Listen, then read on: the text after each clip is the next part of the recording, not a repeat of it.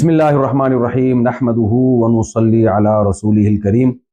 ابھی کینیڈا میں جو میرا حالیہ بیان ہوا ہے جس پہ کافی کنٹروورسی پھیلی ہے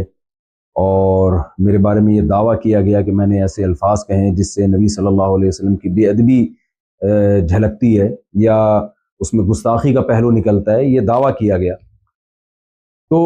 دیکھیں، کوئی بھی مسلمان نبی صلی اللہ علیہ وسلم کی گستاخی کا، بے ادبی کا تصور بھی نہیں کر سکتا،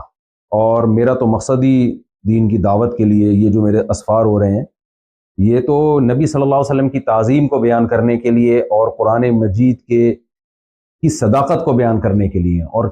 یہ جو میرا بیان ہو رہا تھا یہ تو تھا ہی، جو لوگ میرے بیان میں بیٹھے ہوئے تھے وہ اس پر گواہ ہیں۔ یہ پورا بیان ہی نبی صلی اللہ علیہ وسلم کی تعظیم، آپ کی حقانیت اور قرآن کی حقانیت کو بیان کرنے کے لیے تھا۔ لیکن میرے ہی بعض اکابر کو کچھ تحفظات ہیں کہ مجھ سے اس ٹاپک کو بیان کرنے میں، نیت اگرچہ میری ٹھیک تھی لیکن اس ٹاپک کو بیان کرنے میں الفاظ کی سلیکشن میں بے احتیاطی ہوئی ہے، تو میں اپنے ان الفاظ سے رجوع کرتا ہوں۔ مجھ سے بے احتیاطی ہوئی ہے تو میں رجوع کرتا ہوں اپنے ان الفاظ سے۔ جن لوگوں کا یہ خیال ہے کہ میری وجہ سے ان کو تکلیف ہوئی ہے تو میں ان لوگوں سے معذرت بھی کرتا ہوں، اللہ تعالیٰ سے توبہ بھی کرتا ہوں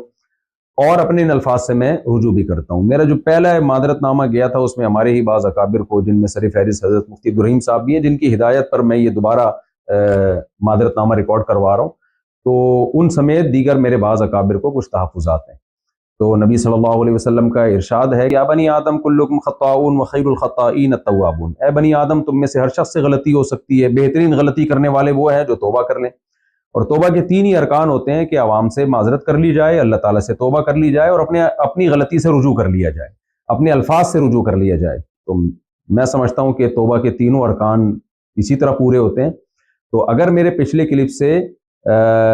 کسی کو اطمینان نہیں ہوا تھا تو میرا خیال ہے میرے اس کلپ کے بعد اب اطمینان ہو جانا چاہیے۔ اللہ تعالیٰ ہمارے دل میں نبی صلی اللہ علیہ وسلم کی عظمت کو قائم رکھے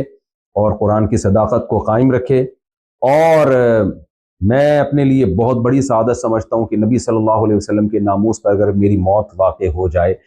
بہرحال الفاظ کے سلیکشن میں مجھ سے غلطی ہوئی ہے تو میں اس پہ دوبارہ صاف لفظوں میں معذرت کرتا ہوں، اللہ سے توبہ اور اپنے ان الفاظ سے رجوع۔ جزاکم اللہ احسن الجزاء وما علینا الا البلاغ۔